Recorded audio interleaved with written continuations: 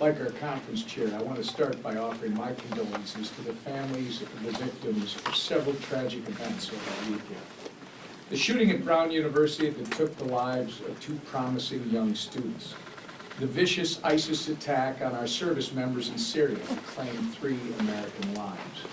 And finally, the horrific anti-Semitic terrorist attack in Australia that killed 15 innocent people at a Hanukkah celebration.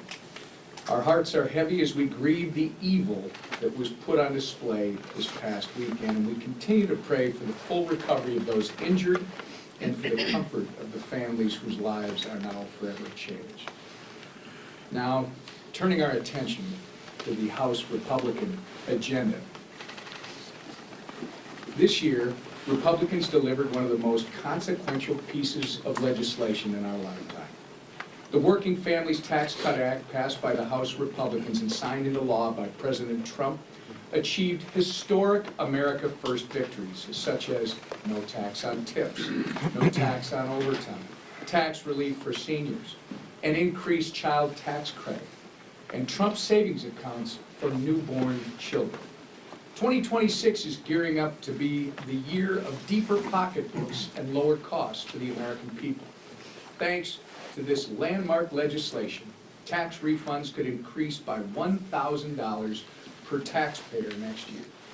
That's more money in your pocket for you to invest, save, and grow. Waitresses, law enforcement officers, and parents will have more of their hard-earned dollars to put food on the table and to support their families.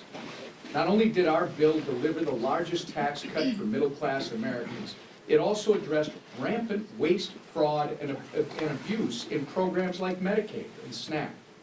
As we have all witnessed with the fraud scandals coming out of our state of Minnesota, these programs have long been ripe for fraud. But House Republicans and Donald Trump implemented common sense reforms to strengthen the system to benefit the people who need it the most, not fraudsters who sent millions to terrorists abroad. Which brings me to addressing the failure of my governor, Tim Walz. We anxiously await Tim Walz's response to House Oversight Committee Chairman Jamie Comer regarding what he knew about the $1 billion in fraud. Walz has had 7 years to address and stop the fraud. It wasn't until President Trump made this a national issue that Walz started to pretend that he cares about his constituents' tax dollars supporting a terrorist group in Somalia. Accountability is coming, Governor. Our dishonest, failed governor must and will answer for his complete incompetence. With that, I'll turn it over to our leader, Steve Scalise.